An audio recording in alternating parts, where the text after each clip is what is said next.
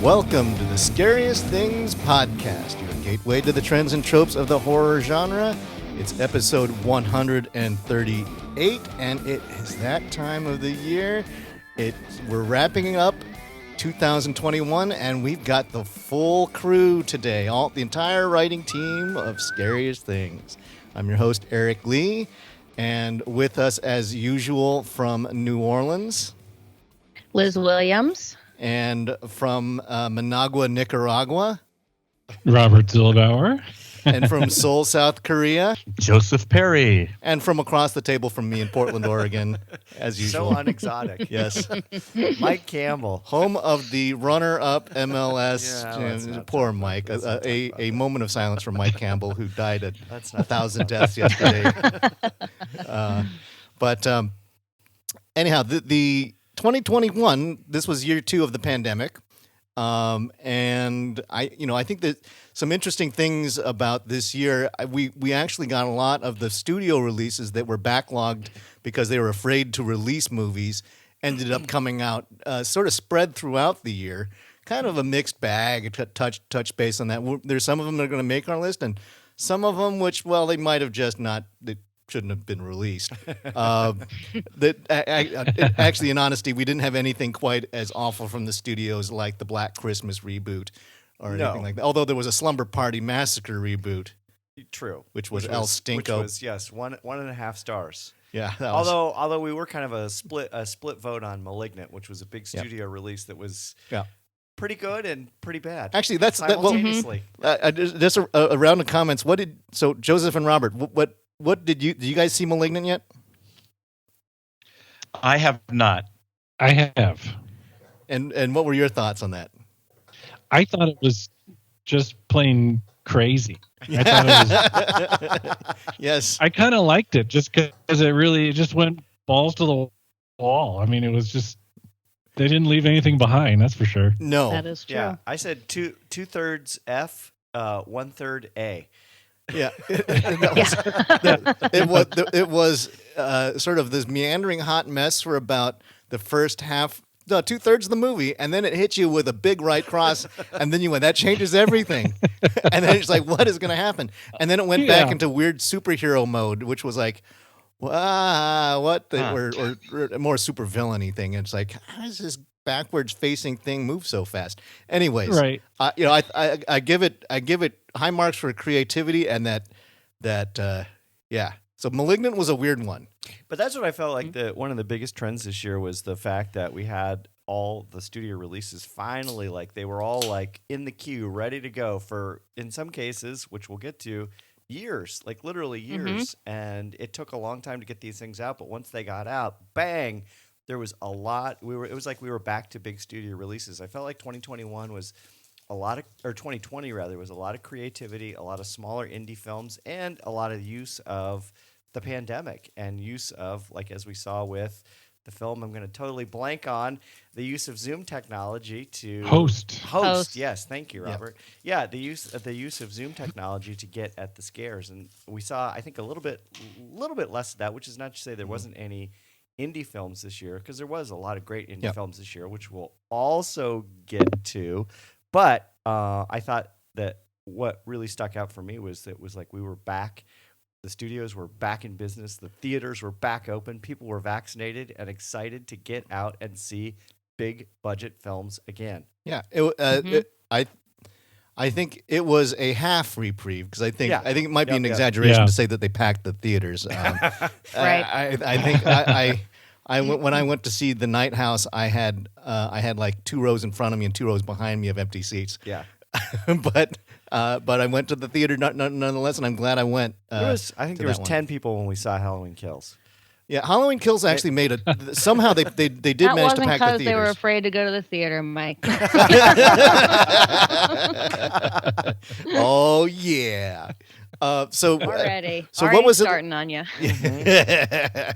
the dog pile on Halloween. Yes, everybody on. So Joseph, what's it like in South Korea relative to?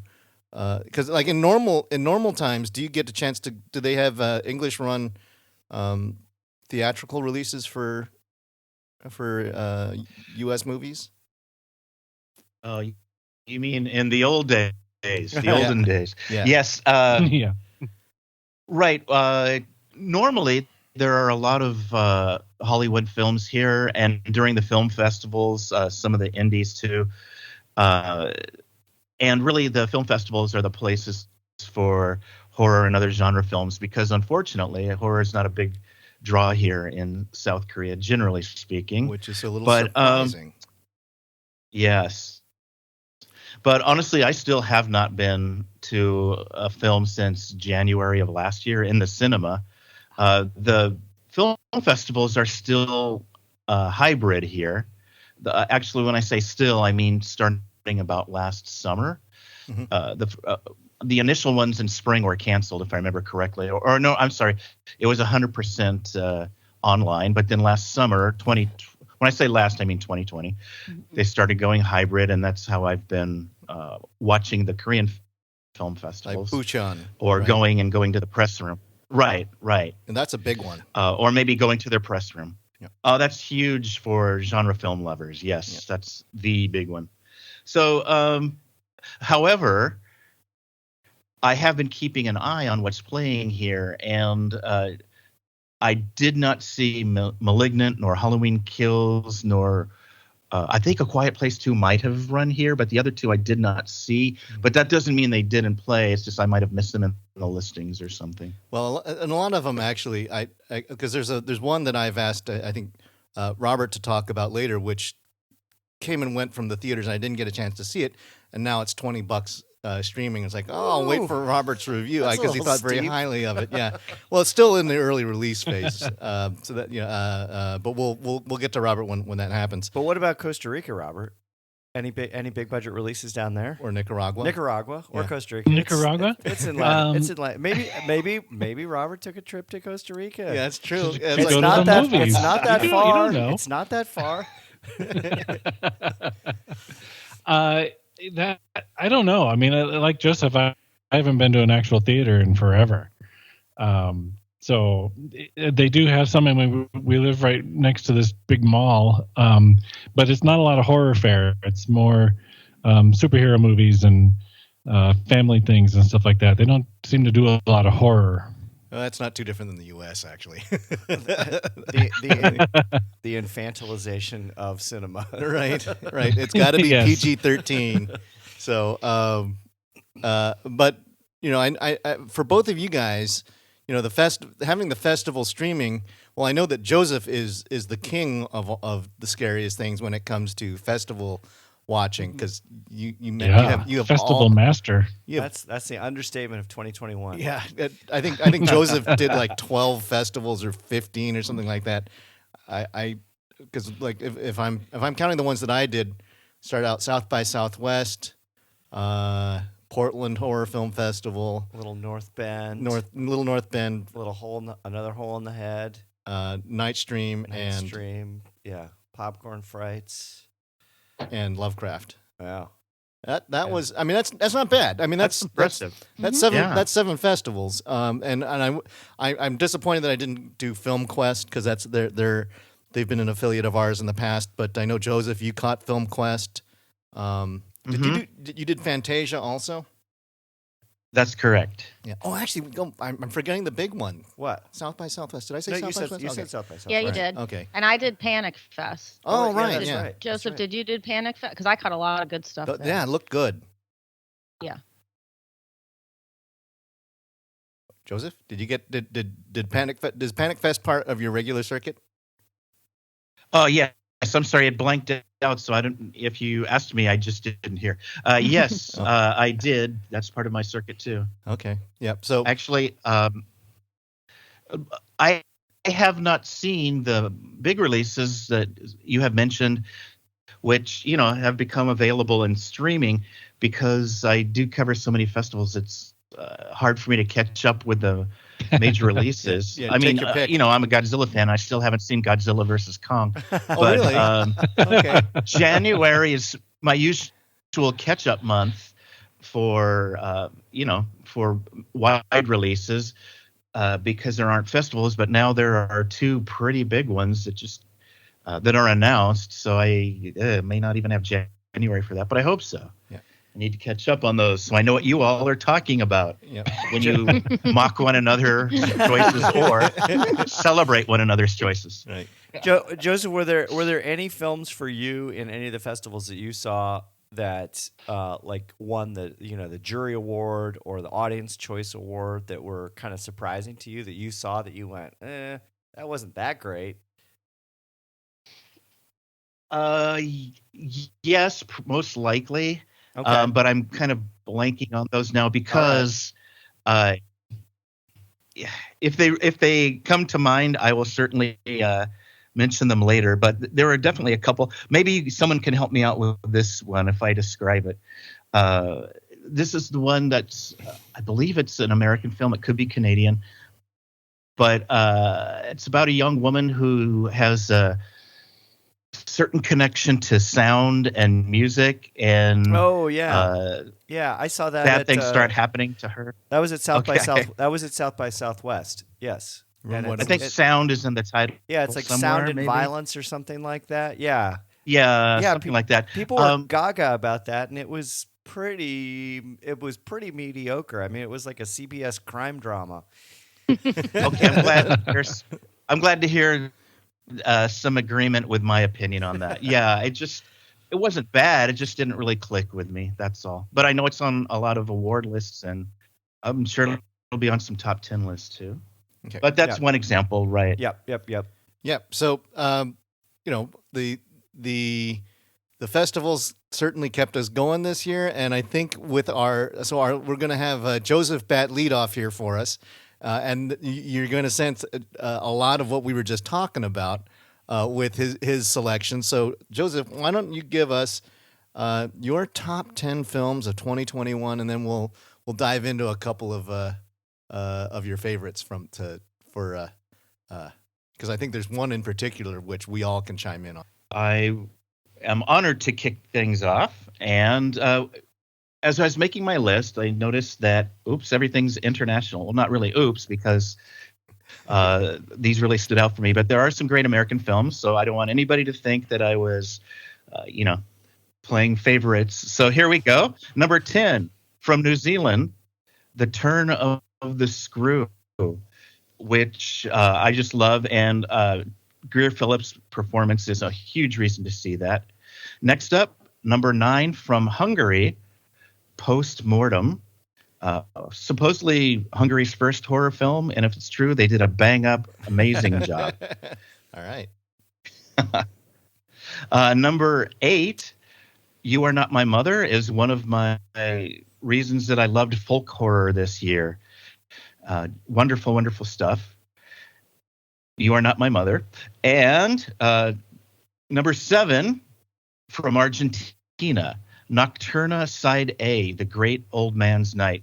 Again, this has incredible acting from Pepe Soriano. Yeah. Right. Yes. All right. Number 6 is the weirdest, wackiest, wildest film on my list. And I just love it. It's from Iceland, and it's called It Hatched. And if you like just oddball horror with a little bit of comedy in there too, and love not being able to figure out what the heck is going on in a good way, It Hatched. And it's an awesome number 5. awesome 1980s poster too. Yes. Yeah, go to the website and check out the poster, because our website, scariestthings.com, 1T, and check out the poster. It is awesome. And it'll probably be just in mere days by the time that Mike actually puts up. Mike loves to assemble our favorite posters of the year. I think that one might make it. Yep. I'm so happy to hear that. All right. Well, we're halfway through with number 5, also from Argentina, On the Third Day. More incredible supernatural horror, which you'll find a lot of on my list, including number 4 from the Portland Horror Film Festival. Also from Argentina, co-produced with Singapore, Verdalak Blood. Verdalak Blood. Yeah, it's on my list you can too. tell from the title. Oh, good. You can tell from the title it's about vampires, so no spoiler there, and it's great. Number 3, from Russia, The Execution. This is a serial killer film, and it looks and is incredible. Let's see. Up next, number 2. One of my 2 5-star films on the list, from Spain, The Barcelona Vampiress, which I'll talk about a little bit later. And here we go. Everybody's waiting for number 1. Dun, dun, dun, dun. From Wales, The Feast. Yay! The The Feast.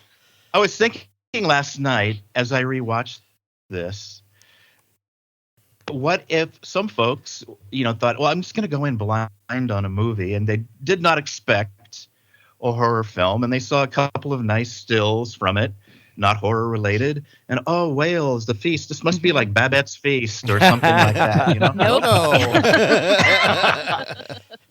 And within the first 5 minutes or so, they're thinking, what's going on with this family? And it only gets crazier from there. All right, so I'm going to talk for a couple minutes about The Feast, but I'm going to give away a spoiler here, which we agreed to beforehand. This is on everybody's top 10 list for the scariest things. Yes. So I just want to give my first initial brief thoughts, and then I would love everybody else to chime in. Eric, what were you saying? Oh, I was going to say, this is the only unanimous film on all of our lists. Yes. Yeah. Right? Is that right? Yeah. That's correct. All Yeah. right. I think so, yeah. All right. So Feast is the best horror film of the year unanimously. I think so. No I question. It may not be my top movie, but I think because if we're all in agreement, I think it's probably going to be the one that gets really remembered this year. I think going forward, Yeah, we're for going to look back on this one like Train to Busan or or Hereditary or some of the ones that just kind of get everybody thinks is a top-notch film. Yep. No matter sort of where it stacks up in your top 10, it's going to be one that we'll come back to. Yep. So go ahead, Joseph. Right, and for the listeners, this is available on streaming now as of last month, I believe, as of November. And it blends folk and psychological and environmental and supernatural horror. And I don't want to give spoilers away because really this is the kind of movie you need to go in as cold as possible and let it just blow your mind. And I want to say, okay, I've been championing this film since I saw it as part of South by Southwest in March. And waiting for other people to be able to see it who, didn't get a chance on the festival circuit. And now they can. And the first time I saw it, it instantly became my number 1. I was curious, will anything knock it off the list? But nothing did. And when I watched it again last night, wow, knowing what you learned from the first time, it's just incredibly rich on an entirely different level when you know everything's going to happen. Now, let me just give a really quick setup, and then I'd love other people to chime in during the rest of my time here. And that is that a well-off family, has hired an assistant to help them with a feast that they're giving for a couple of special guests, and their regular server cannot make it. So Kadi, I hope I'm pronouncing these Welsh names correctly. It's so hard. In a super performance, I know, by Anna Eloi, shows up, and the family is weird, and she is like observing this, but also starts giving off this vibe that maybe something's going on with her as well, and it's probably the craziest single night with a family I can imagine you spending in horror cinema this year. Right. So I'd like to give a couple minutes to whoever else wants to chime in on this. So please, since we all had it on our list. Well, Joseph, I remember in March after South by Southwest, I think Mike caught it there too. And Yes. I remember you said, like, this is going to be my number 1. And I was like, man, it's March. You have so many more festivals to do. And then Mike was like, do not turn this movie off. He's like, it might be like it. You're like, where is this going? And the ending is going to be blow your mind, worth it. And boy, were you both correct. I was waiting for this. And when it finally came out last month, I said, this is it. We're watching it. And I was like, wow, man, It's so worth it. I think you're exactly right. This will be the one that we remember from 2021, like Hereditary and some other big films, that this is just going to be the standout that everybody can agree on. If you like horror, there is nothing you're not going to like about this film. This family is bizarre. The location is gorgeous. Eric, that's why I was waiting for you to see it as an architect, to be like, this house is awesome. The scenery, the acting, and wow, it was worth the wait. Yes. And I'm glad nothing knocked it off your list. I think that's crazy that you saw it in March and said, this is the one. But when you know, you know. Yeah, exactly. My 2 second one, review is don't turn this off. As Liz already said, yes, there's another film we're going to talk about later. I felt the exact same way. Super slow burn. Don't turn this movie off. You will start watching the movie and you will say to yourself, I don't know where this is going. I need to turn it off because it's so boring.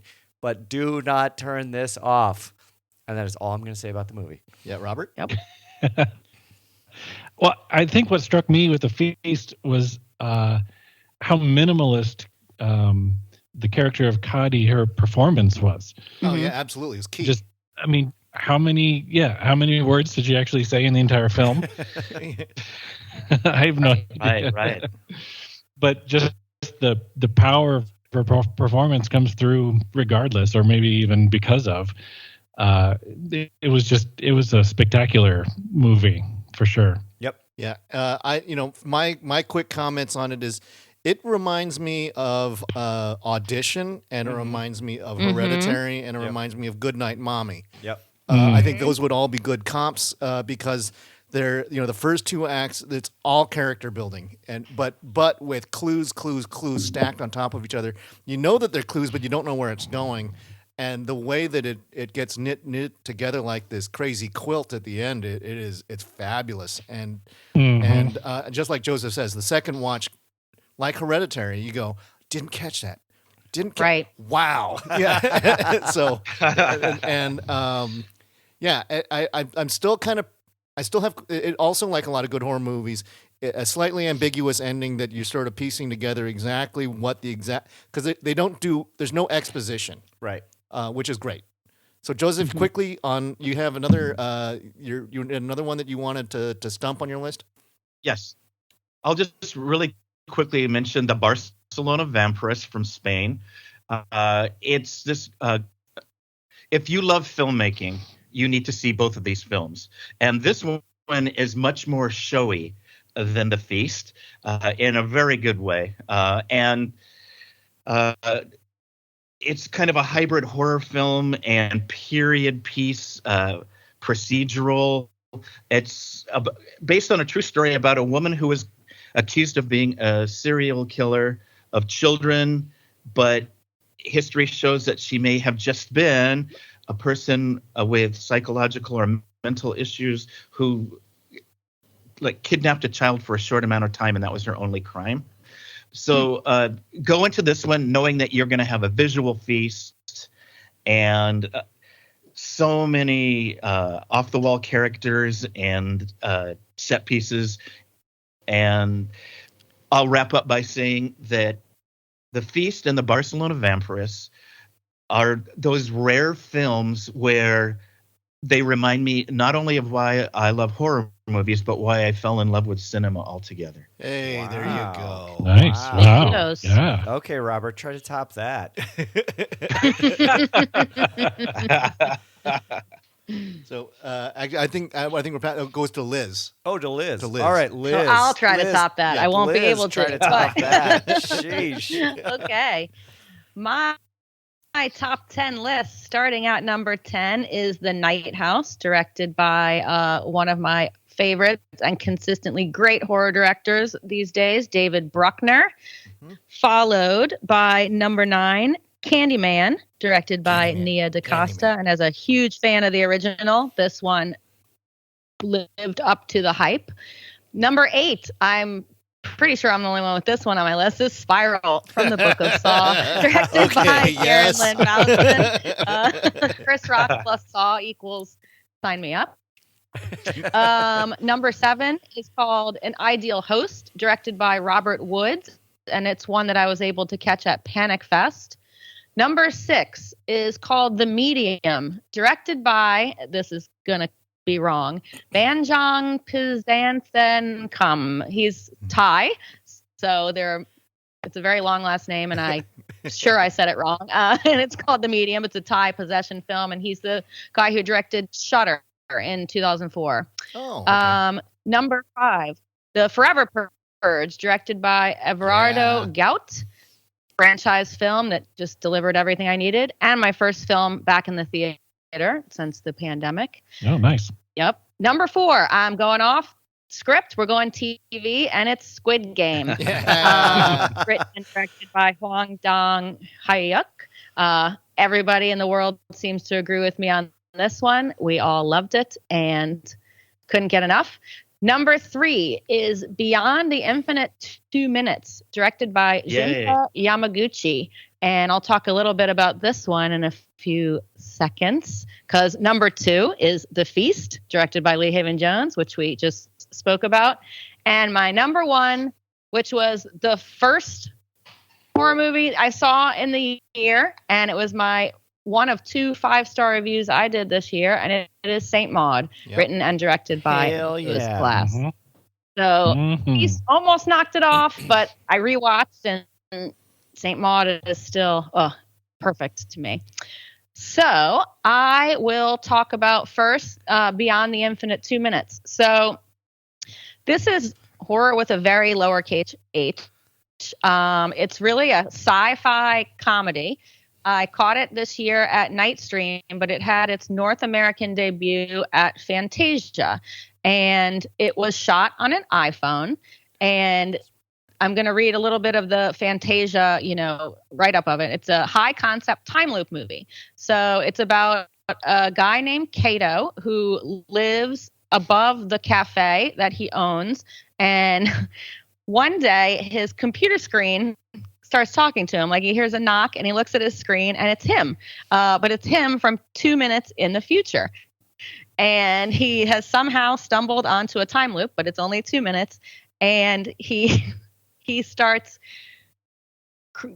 adding to this loop by using his phone and laptops. And then some of his coworkers see it, and they're like, "What are you doing?" And it almost is like Clue. They're running up and down the stairs trying to see the 2 minutes, and you're seeing it from both sides. And then their friends come in after going out, and they're, a little bit tipsy, and they see it, and they're like, "Well, hey, wait a minute. We got to use this to get the girl, get some money, do all this." And chaos ensues. It is just a little bit over an hour long. It's hilarious. It's creative. And it was done in like one long shot. And the people from Fantasia compared this to One Cut of the Dead meets Tenant. That kind of crazy Christopher Nolan film. But I am going to compare this, because it's a super low budget time travel film, to that movie Primer that came out years ago. Yeah. That's a good one. Yeah, I think the guy's name was like Sean Carruthers or something who made that. So Beyond the Infinite 2 Minutes got picked up for a streaming release, but it's not available yet. So I guess it's still on the festival circuit. But man, it is charming, sweet. It's not bloody, not gory. It's really sci-fi, but it kind of it warms your heart. You're going to love all the characters, and it's just a hilarious ride to go along for. Okay, and so the next film I'm going to talk about is my number 1 of the year, Saint Maud, written and directed by Rose Glass. It is her debut feature. So this debuted on the festival circuit way back in 2019, and it was slated to hit the theaters in 2000, but of course was pushed back to January of 2021 when it showed up on a streaming network before it came over to Prime. And this film was worth the wait. It is the story of Katie, played by Morfydd Clark. She's Welsh, so hey, shout out to the people of Wales for delivering the film to us this year. Yeah, back-to-back Welsh. And she kind of begins referring to herself as Maud after she loses a patient. She's a hospice worker and a devout Catholic.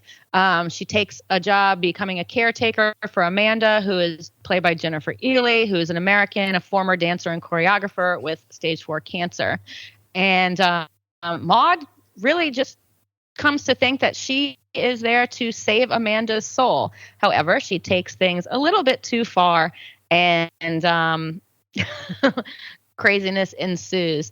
I said that this film is A24 to the nth degree and brought to you by the letters MOODY. It is moody, super, super moody and dark. But man, the performances are fantastic. It is really intense, and it has a final, I'm going to say 3 minutes that is just going to leave you in complete awe. Talk about like slow burn movies and like ending shots. This one, wow. And slow burn, pun intended on that one. So I loved this film. Spoiler. It is perfect. Yeah, it is perfect. I mean, A24 has just been delivering hit after hit after hit of slow burn, creepy atmosphere. They just keep coming. This one is absolutely no exception, and I freaking loved it.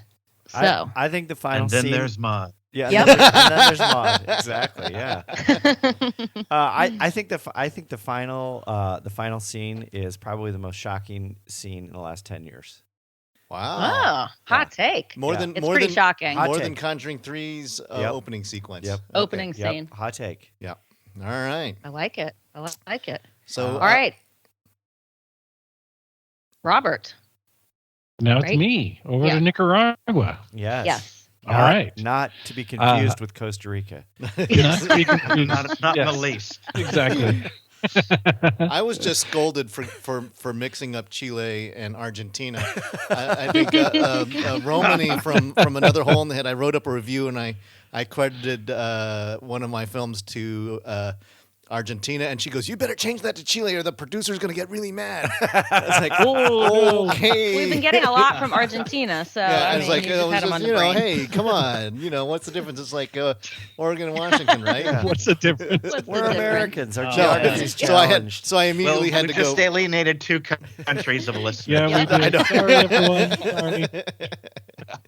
All right. No, actually, we would have eliminated 4 because Yeah. Mike already messed up Costa Rica with Nicaragua. We're on a roll. All At right. least we still got Wales on our side. Yeah, well. Yes. Thank That's goodness. I thought it was Scotland. Okay. Okay, Robert, your go. Okay. Top 10 for 2021. Starting out with number 10, I went with a horror comedy, Werewolves Within. It's a video game adaptation, not put out by Uwe Boll. And it stars Milana Weintraub, who is also Marvel's Squirrel Girl. And Lily In case from the anyone's AT&T curious. commercials. Yes, exactly. Number 9 is a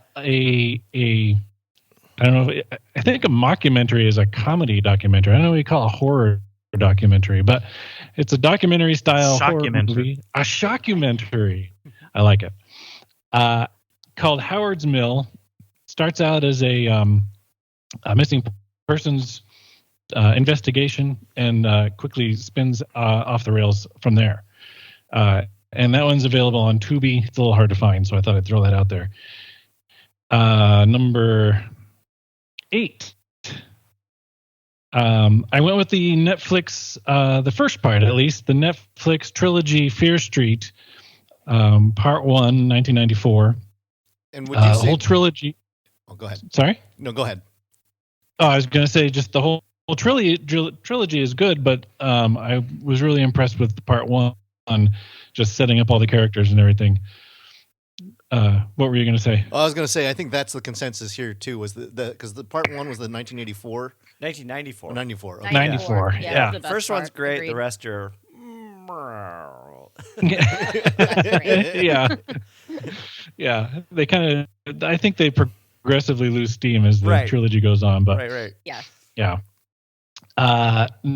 Number 7, which I was pleased to see also on another list, is Wrong Turn, Hell yeah. a reboot of The Wrong Turn. We got rid of all those deranged cannibals and brought back the original writer. So a bunch of 20-somethings go off into the woods and run into this culty sort of group. A right off the turn gritter for the people. wrong turn. Exactly. So hopefully there'll be more of those along this line, because I think it was a good way to go. For the record, Robert, I am the only person in this podcast that's seen all 7 wrong turns. Yeah, I think so. On purpose? I gave up on 2. Wow, that's something to be proud of. It's a badge of honor. Oh boy. Number 6, I had to put Candyman on the list. Not much to say about it. Everyone knows about it. It made a big splash when it came out, so good stuff there. Number 5, The Vigil, the first on my list of the religious movies, I guess. This one was the debut of writer-director Keith Thomas, who's actually currently wrapping up a remake for Firestarter that he's doing for Blumhouse. Oh. Yeah, so that'll be interesting.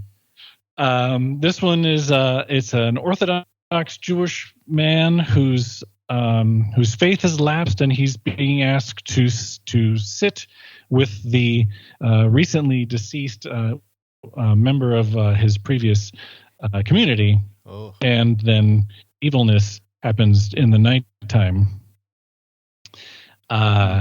Number 4 is the other religious one, Saint Maud, which was fantastic, and we have heard much about. Rose, I mean, what a debut for Rose Glass! My gosh.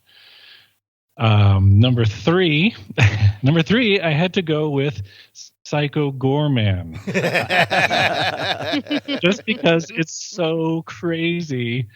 I think it's sort of like Gwar teaming up with the Muppets to make an after-school special. Starring Nicolas Cage, right?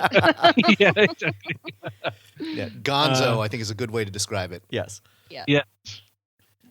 Steven Kostansky, the writer-director, he's a big prosthetics guy, and it shows in this. The Psycho Gorman monster guy, he just came out with a Death Valley movie for Shudder that he wrote and directed, and he also plays the monster again. So, in case you love Mr. Nineveh, there you go. He's in there. Number 2, I just caught this just the other day. Edgar Wright's most recent film, Last Night in Soho. Yeah, this was the one that I was referring to earlier. That it's priced me out of actually doing the streaming upload. It's still at $20, so it's like I really want to see it, but I just like not for $20. I think I'll wait a month until it comes out on HBO 2. Max or something. Yeah, exactly. It is super stylish and a masterclass on filmmaking. It's just the cinematography, the costumes. I mean, it's something else, and it's not. I'd almost say it's sort of horror adjacent. It's more like a haunted housey kind of that sort of level of horror. Yeah, but it really looked a well done. Giallo, The acting too. is with the lighting and everything. The lighting and looked like there was. I saw some kitchen cutlery, and that's always a clue. And oh yes. So and also sort of the Euro look that is. I was thinking that looks like it would be at home in a Giallo film. Anyways. Yeah. And then number 1, as on Joseph's list, is The Feast. Yeah. Nice. What's that? Yeah. I haven't heard of that one. What is that again?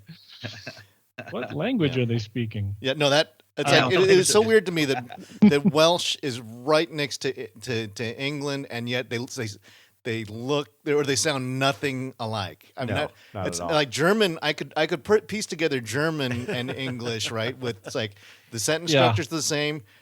No, Welsh is. It's like, what are you? How? There's so many Y's. They use Y's, And- like 3 Y's for every word. And There's a lot of extra consonants. I think. Yeah. and G's. Yeah. Yep. C's and Yeah. Y's. It Gaelic was is- really fun to watch the credits after the movie and see everybody's names. I tried to figure out what it's like. That must be cinematographer. No, wait, no, is that sound Yeah. mixing? I don't know. All right, everybody, let's keep Wales on our side. We've Yeah. already Yeah. lost him. That's true. We did. Sorry. But I think, as far as a couple of movies that really stuck with me this year, Last Night in Soho as number 2 on my list, since we've pretty much talked the feast to death. Once it comes down in price, because it's a bit expensive at the moment for streaming, but if you get the chance, I recommend just watching it for sure. Is it as funny as the other Edgar Wright properties? It is not. Okay. It's a little bit. It's more serious. It takes on some more serious issues. It took me actually a minute to figure out what time frame it was in, because the main character is a very 1960s obsessed fashion student, and so all the music that she listens to is 1960s, and all the fashions that she wears is kind of 1960s, and she's designing things that are from the 1960s. And then she starts having these flashbacks back to the 1960s, where she sees Anya Taylor-Joy, who is in everything these days. Yeah, the actress of the moment. Yes, correct. And so anyway, the with the flashbacks and the bleeding over into her reality, and then you start kind of losing track of that line between the two. The writing from Christy Wilson Cairns, who was whoa, Sorry. what was that? That's okay. That's Facebook. Oh, We will turn that off. But the writing for the film is very good. The script writer was Oscar nominated for her script 1917 a while back. It's just it's a very, very well made film. And real quickly, Robert, what was the other film you wanted to mention? Oh, The Vigil. Ah, yes. Yeah, I haven't even heard of this. this is It's wonderful. Yeah. I got the I think it was Joseph that recommended it, and I saw it because I see everything Joseph tells me to. That's, as do we all. Yeah. Thank you for those kind words.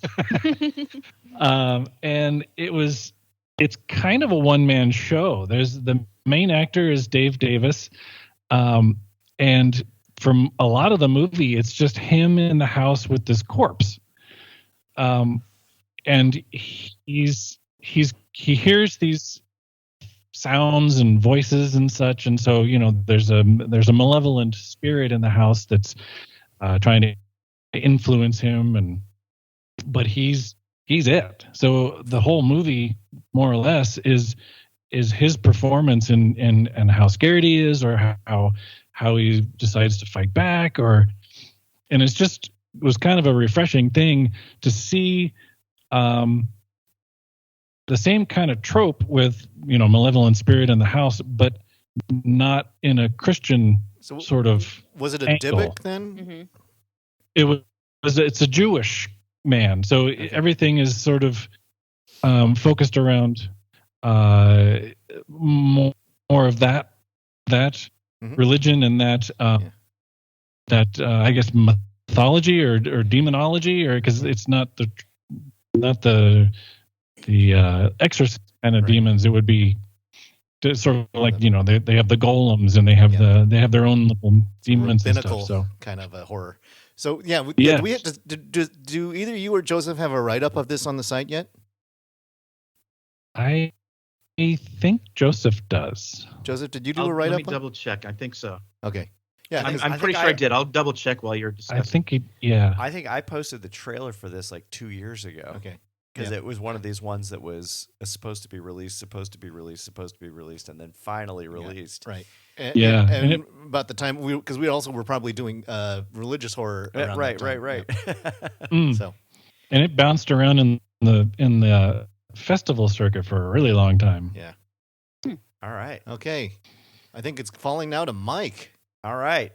Before I jump into my top 10 list, I want to pull on Eric Lee and give a special note to a film that didn't quite make my list but should have made the list. It's a short film, so that's why it didn't make the list. But this is Hello by Tim Scheckmeister, which is definitely the scariest short film I saw this year at the Portland Horror Film Festival. Eric and I interviewed Tim Scheckmeister. Great guy. And Liz, were you on that too? I think maybe. Nope. Yes. No. It was super great. Wonderful film. It did what very few short horror films do, which is actually scare you. And it was scary as hell. And it's a great film. You can watch it on the website on scariestthings.com. So without further ado, here's my top 10 list. Number 10, The Censor. We in America talk a lot about grindhouse films, but very rarely do we ever talk about the video nasties. Yeah. And this is all set in the early 1980s, focused around the video nasties and a young woman who is a censor who is forced to contend with video nasties and a real true connection to her own life. Yeah. Where did you catch this one? It's kind of I caught it. I think it's on Shudder. It's on Hulu now. Hulu, right? Right. I caught it at Panic Fest. Yes. Okay. This is directed by. I gave it 3 stars, but I liked it. Yeah. Prano Bailey Bond, right? Yep. Prana Bailey Bond, exactly. Number 9 is a film also from the Portland Horror Film Festival. This is directed by Paul Schuler. This is Red River Road. A lot of people during the pandemic didn't. They had great aspirations to do cool stuff. Very few people did do cool stuff during the pandemic, except for the Schuler family, who did all on their own. Family of 4: mom, dad, brothers, 2 brothers, Quinn and Shaw. Obviously, that was the crew. That was the crew. They shot everything. They starred in it. They wrote it. They edited the film, and it is a wonderful, wonderful film. I don't think it's available yet anywhere. So. That one is so independent. This one will be hard to find. It may be a little hard to find, but look out for it. Red River Road is really fascinating. The joy of filmmaking, really. It is the joy of filmmaking, yeah. And to think that a family of 4 could pull off a feat like this is pretty incredible. Number 8 on my list is a film that is almost, not quite, 49 years in the making. This is The Amusement Park, directed by the great George Romero. The Romero Foundation teamed up with Shudder this year and released an incredible film that George Romero did in 1973. He was hired by Lutheran Services to develop a film that looked at the darker and often unreported nature of senior citizen discrimination and abuse. And it's an incredible film. And the late great George Romero should be very proud of his work. George. Even though Lutheran Services were not that pleased with it, which is why it was parked in a vault for almost 50 years. Number 7 is a film. I have to shame Joseph for a second because I thought this was going to make his list for sure, or at least he told me it was going to make his list for sure, and it didn't quite. This is the last. Hey, it's on the honorable mentions in my article. Okay, this is The Last Matinee by Maximiliano Contente. This is truly a very loving homage to Argento and Fulci and Grindhouse cinema, and probably even the Lamberto Bava film Demons. It's a slasher who is in a theater slowly picking off each and every person in the film, or each and every person in the theater, and pulling out their eyeballs. If you are squeamish about eyeball horror, do not go see The Last Matinee. Eyeball horror. Or challenge yourself and try to get over your phobia with it. Yes, exactly. Tough love. Yes. Do it. The next on my list, number 6, which Robert just mentioned. This is Wrong Turn, directed by Mike P. Nelson. Great film, an incredible reboot starring Matthew Modine. I'm really kind of I'm really kind of shocked because it didn't get quite as much love as I thought it was going to get, but it's an incredible reboot, and it's a really fascinating story, and I hope more people go see it, and I hope, like Robert, there's more of these. I think this is the movie that gave you hope to think that maybe Slumber Party Massacre reboot was going to work. Exactly. Wrong Turn is one of those. It falls more on the Candyman side of good on you for rebooting this one. Right. And it's one of those movies where you want to just keep watching it through the end credits because it doesn't stop. Exactly. Yeah, the end credits are incredible. Incredible. All right, number 5 is The Forever Purge, which Liz has already spoken about, directed by Everardo Gout. Check out all 3 of our reviews, Eric, me, and Liz, on the podcast. It's got everything you want, and it's just an incredible reflection of today's society. It's a franchise enhancer. U.S. society is That's a great pull quote. Yes, it is a franchise. It definitely is. Number 4, I am the sole person on the podcast to put this on our list. This, of course, is Halloween Kills, the middle piece between Halloween and Halloween Ends, coming out next year, directed by David Gordon Green. I loved it. It's not Fellini, it's not Kurosawa, but it's got Michael Myers, and to me that is enough. And if you like a lot of blood and you like a lot of violence, and more violence and more blood, then this is for you. And some blood on top of that violent blood. Yes. Yeah. Number 3 on my list is also a film that Liz mentioned, and I think Robert mentioned as well. Did you Saint Maud? This is directed by Rose Glass. Yeah. Yes, sir. Man, what a film! It's going to stick with you for a long, long time. This is, as I say, probably one of the most shocking scenes in at least the last 10 years. Number 2 on my list, which also had some incredible scenes, including the opening scene, is The Conjuring 3: The Devil Made Me Do It, directed by Michael Chavez, who had kind of a clunky outing in his first film, Curse of La Llorona, but he brought it back, and he did a great job. This, of course, covers the well-trod path of Arnie Cheyenne Johnson, who was the first person in history to try to use demonic possession as a defense. Spoiler alert, the Warrens had to intervene, and the Warrens are back, and it's great to see Via Farmiga and Patrick Wilson, and it's a great film. The thing I loved about it is it starts off with a bang, and it just never lets its foot off the gas. Like the entire 112 minutes, it is just like constantly after you. And then the final film, which we've all talked about, is of course The Feast, directed by Lee Haven Jones. Wow. Yay. What a movie. The 2 that I want to spend just a couple seconds talking about are, of course, Red River Road, which is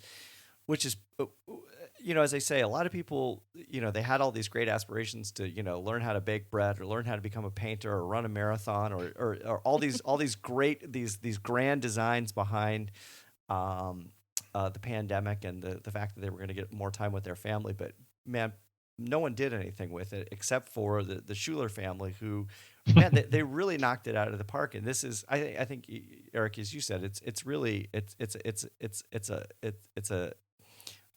a love letter to film is what it really is. Up to everything and including, the kids' names, which are obviously references to Jaws. But it basically follows a family during a pandemic, making a film about themselves during a pandemic, which you would think would be a total downer, but it's not. It's really kind of uplifting, I think, at the end. Well, and it has kind of the "Are we the last ones alive?" kind of a feel to it. I think where what happens is all of a sudden, the family members start disappearing, right? And it's like, what do you mean? Who? What? Yeah. It's like our boy. Yep. What? Who? Yeah. And I think there was that sense of weird isolation and loss of the pandemic that really sort of spoke to what do you want to say about life during the pandemic? Yep. And I thought it was brilliant in that way. It is to the core, super independent. So don't expect any special effects. No, but everything happens through the narrative and some very clever editing. Well, you know what they did? It was he used actual real life footage, like family vacation footage, to do sort of throwback scenes. Yep. Which I thought was a really incredible device. And since I only have a couple seconds here left, the one thing I do want to say about The Conjuring 3, which is the other film I kind of wanted to focus a little bit on, is I had great hopes for this because there's been some real clunkers in the Conjuring universe.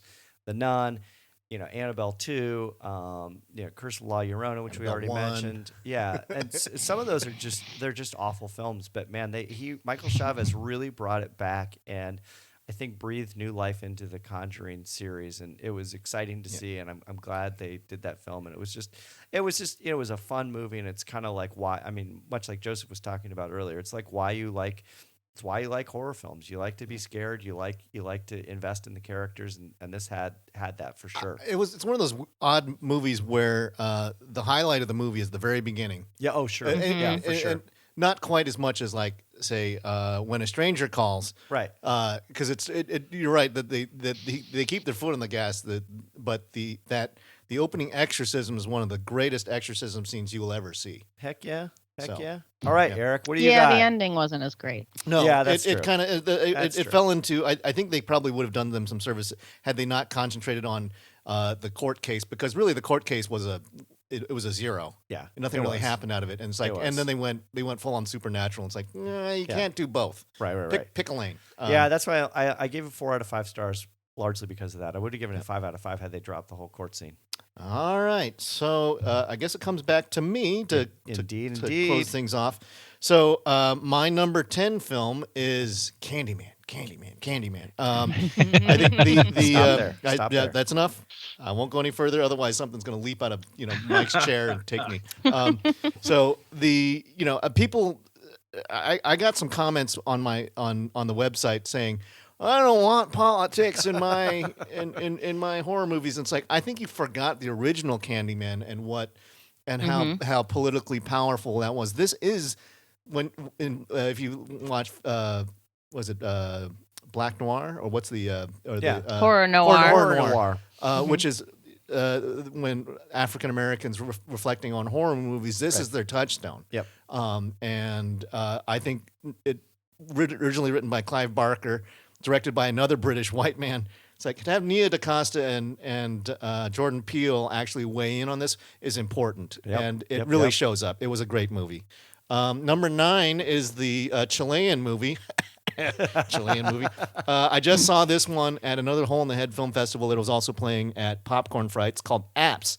I'll get into a little bit more about that one later. I want to speak in greater length on that. Vertilac Blood is my number 8 film. Like Joseph was saying, this is a vampire movie from Argentina, and it's a very personal vampire movie. It's about family and the strengths of the bonds, and about the lengths that a father will go to try and shelter his kids from horrible truths, and the coming of age of a teenage girl who wants to go out and explore life, but apparently kind of hard when there's a vampire curse on your family. Number 7 was the grand prize winner from Popcorn Frights 2021, and this is Superhost, which is a lot of fun. It starts out kind of light and some comic moments with a couple of bloggers who are filming they do a blog about vacation stays, and they find a real weirdo who they're interviewing, and she turns out to be absolutely horrifying. When it flips the switch from slightly strange to scary, violence meter goes through the roof. Number 6 is The Night House, powerhouse performance by Rebecca Hall. This one a lot of people slept on. They shouldn't have. It's really good. I'll talk more about that one. Number 5, this is where I'm putting The Feast. I think again, this is sort of going to be the touchstone movie from the year. It's a slow burner, folks.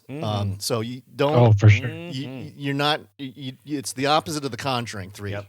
So this thing has perfect build and conclusion. My number 4 is my favorite film from the Popcorn Frights. This is Val, which is it's sexy, wicked, and has had the best dialogue of any movie that I saw of any genre. It's a fun Faustian devil in disguise movie. And Misha Reeves, I want to see more of her. She was like a Varga girl come to life, but with the wit and satire, and just really, really super smart movie. A lot of fun. Is that one available yet? It is. It is. It All is. right. It's funny. It's light on the horror. Yeah. But it is. Be careful what you sign up for. Sure. Kind of a thing. All right. Number 3 was the only really great thing coming out of the North Bend Film Festival, but it was really great. This is Tailgate.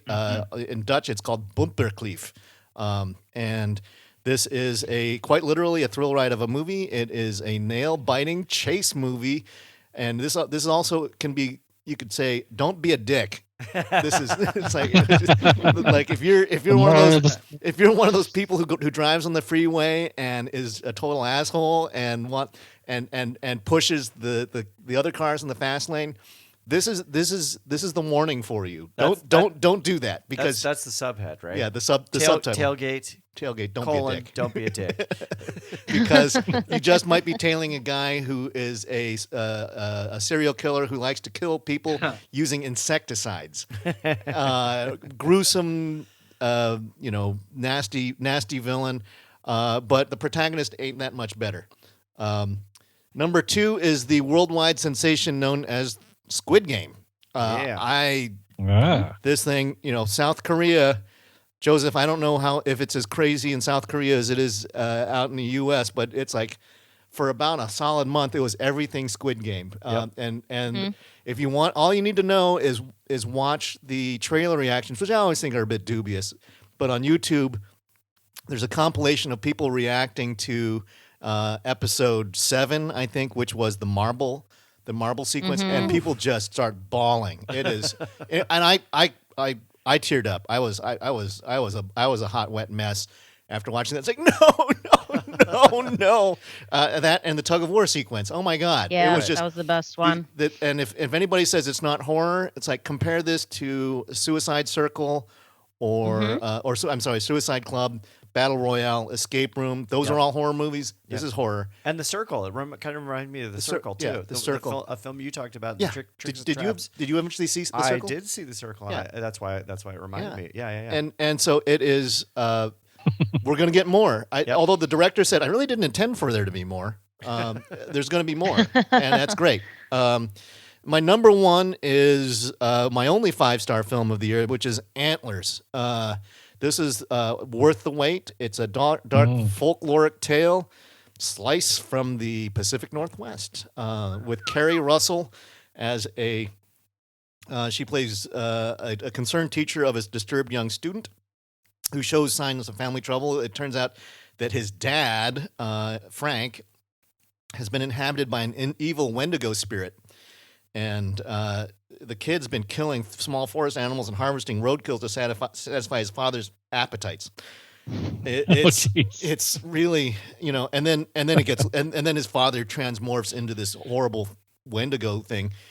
It effortlessly weaves in themes of bullying, child abuse, opium addiction, PTSD, economic ruin, and Native American spiritualism. I mean, it does all of that, and it without seem to be working hard to do it. It's wonderful. I think it's one of those movies where every single scene matters.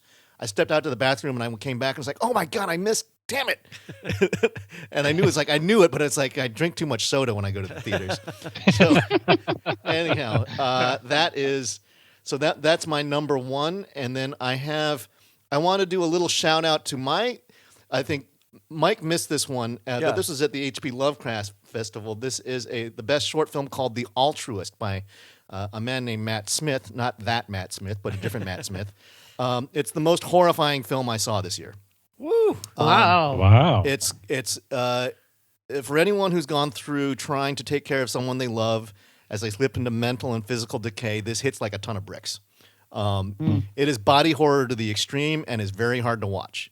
More poo than you can possibly imagine, Oh, and no, severed thank you. limbs, and severed limbs and poo, and it's just, All right. it is. The effects are astounding. The story, it's like it like all great short horror films. It makes its point. It hits you hard, but it's got layers and layers of stuff going on. It is. Huh. It was Okay. crazy good, and it is. But at the same time, after they that was the end of the night show, and then Brian Callahan goes up and says, "What'd you guys think?" And everyone went, "Oh!" We didn't know what to do. It was just it was crazy. Is that one available like on Alter or anywhere? It is. I think a lot of the stuff from Lovecraft is. I don't think this one is yet. There's a trailer for it though. I think it's going to be just a mere moments before it is. Okay. So just going back quickly to touch back on a couple of the ones that I really liked. The Night House, which is. This was a powerhouse platform for Rebecca Hall. Yeah. She plays Beth, a recent widow who lost her husband to suicide, and she copes with it by stealing her will and trying to uncover what drove him crazy. And as she starts to uncover the truth, his ghost comes back to try and stop her. And she both plays very strong and a very strong, tough woman, but then she wilts under the pressure of the ghost. Right. And she really, and it's, she tries, she has a bunch of friends who want to help her out, but she says, "Oh no, I'm going to deal with it." And it's overwhelming. But I think it's the best, she gets the best actress call for me for the year. That was, She's wonderful. really, really strong stuff. And it's a ghost. It takes a dark turn. Yeah. It's a ghost movie though, right? It's a ghost movie. Yeah. Okay. Yeah, and they have a few special effects used sparingly, but they're really startling when you see them. Okay. You go, it's like, whoa, what was that? Holy shit! and it's great. That's using effects to proper use. And then the last little thing, I'm going to go drop back and talk a little bit about apps. If you like movies like VHS, I got this queued up because the festival's not over yet. It's still going. It's still going. Southbound XX. This falls right into that. It's like, you want to see someone's face get sliced off with a sword? Yes, you do. Yeah, you do. It's like you want to. It's like there's the first one, which is a bunch of really douchey guys who invite a girlfriend, and they coax another girl to come in to do what is turned out to be like a surprise streaming porn thing. And they were going to drug this girl, and it's like, surprise, the girl is a stone cold killer, and you guys just messed with the wrong girl. And it's like, yeah.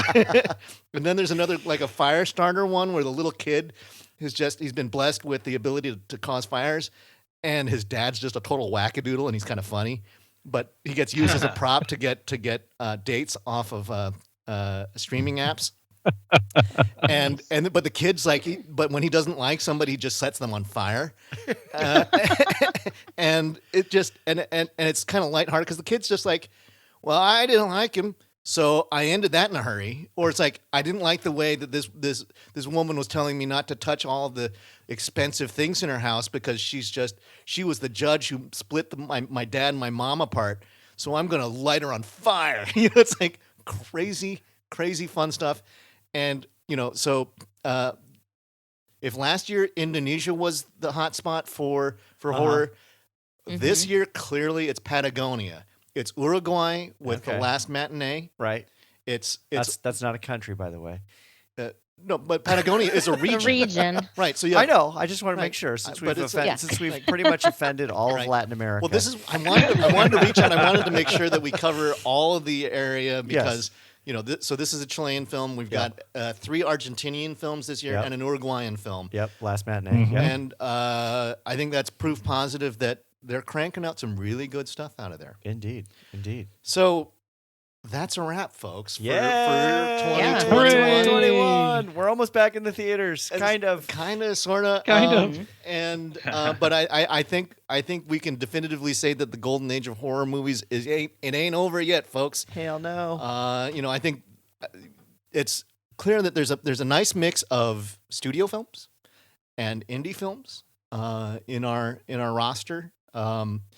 Now, it won't be long before we start diving into what we're looking forward to next year. That's right. So yeah, stay tuned. Right. Stay tuned. But before we go, last thoughts from everyone. I know Joseph needs to catch a train, not to Busan, but just a train. But he is in South Korea, so Yeah. it's an apt. Could be. Yeah. So Joseph, last thoughts for the year for 2021? Oh, last thoughts. So many great films. I think this was a banner year for horror films, at least on the festival circuit. I made a nice list from all of you for the ones I need to catch up on that were wider releases. And you don't need to bother with Halloween Kills. That's all right. Hey now.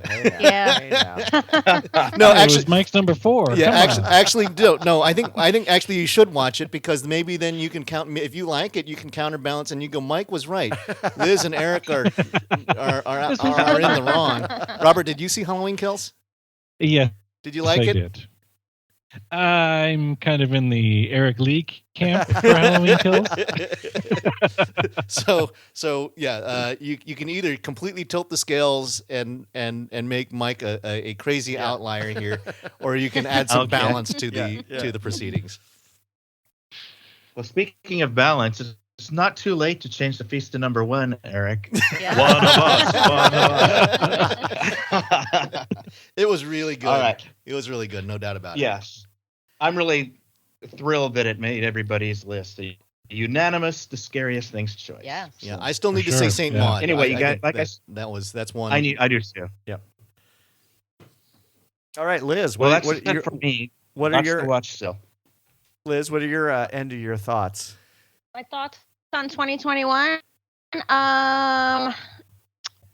I am ready to be back in the theaters more, especially for the festivals. I really miss hanging out with people and seeing like live panels and events. It's not the same over the screen yet. I am really glad that some of them have found ways to do hybrids so that we'll be able to attend more that we can't get to in person. But no, a lot of good content this year, and finally got to see those movies that we've been looking forward to in 2019 for 2020 that we finally got to see in 2021. So I'm ready for some new stuff to come out. Robert. But good year, good picks. I think it was like what Mike was saying about the studio releases. It's just nice to see the studios coming out with some good horror films again, and it's just another sign that things are starting to open up, and like maybe we can get into the theaters even more, and so fingers crossed, I guess. Indeed. Yep. Indeed. So I think I too really like that the hybrid film festival notion, and I'm all for if you guys like what Popcorn Frights did this year was perfect. Yeah. They had a huge slate of streaming and a huge slate of in theater stuff, and I know that Portland Horror Film Festival and Lovecraft also did that. I know it's expensive for the festivals to do that, Right. but it really it helps us out because that means we don't have to fly to every one of these things to catch them, and so that's. I mean, there are some of the festivals like Another Hole in the Head. They're giving us passes and that kind of stuff, Right. regardless of whether it's streaming or not. But I've really loved that, and I can't wait for next year because next year What? we're going to New Coming to Orleans. New Orleans. Oh, I thought you were going to say Halloween Kills. Oh yeah, No. when Halloween ends. Oh, Halloween ends. Right. and Yeah, also- sorry. Because if Halloween ends can make me forget about Halloween Kills, I will be very happy. There you go. There you go. Another bonus for the streaming festivals is that people in general can catch these films early on. A lot of times in the Right. past, people have complained, you guys are talking about all these great festival films, but there's no way for us to watch them Right. for another Right. year, if ever. But now They you attend can the watch them. Yeah, no excuses now, immediately. folks. Exactly. That's right. Sign up. That's Sign up, and we So all with the So with the hybrid festivals, do they do the same films in person as they do on streaming? In some some of cases, not yeah. all, but Yeah. some. Yeah. Okay. Yeah, Popcorn Frights had a slightly different slate, and so there were some films that I wasn't able to catch. Although I think I think they sent us a couple of. I think Mark Furman sent us a few. Yeah. If we requested some that were in their live slate. But God, they had like, and when you added them up, like 48 movies. Right. Yeah, Granted, Wow. there were more than a dozen duds in there also, but it is a way to get a lot of bang for your buck, and just you binge watch horror movies like you would when a Netflix series comes out, right? Yep. You just one after the other after the other. It's fun. Yep. So Mike, you get the last say. My hot take for the year: go give Michael Myers some love. He needs it. He needs it. He looks so sad. All right. He's waiting in his house for you. That was the whole thing, right? That's right. Or he'll come to your house. That's right. He cut a bloody swath all the way to his house because he's looking for some audience love. Actually, needs no, love. all the way to he got like $80 million worth of love this year. Yeah, he's they're fine. doing just fine. fine. We can pick on the rich kid. Yeah, that's right. All right. So, all right, folks, that's a wrap for 2021. We hope for great things from 2020, and extra thanks to Robert and Yes. Joseph for joining us Yes. for this episode. Glad It's to always be great. here. This was fun. Next year, boys, Always get ready because we're going to roll out our top 100 again. Mm-hmm. So, so That start list thinking. is changing. Start thinking about what your top 25 of all time are, and then we are going to recompile Yes, we our top are. 100 All right. Oh my gosh. with new Gonna be a voices. toss up between No more the Blue Beast Velvet. and Blue Velvet.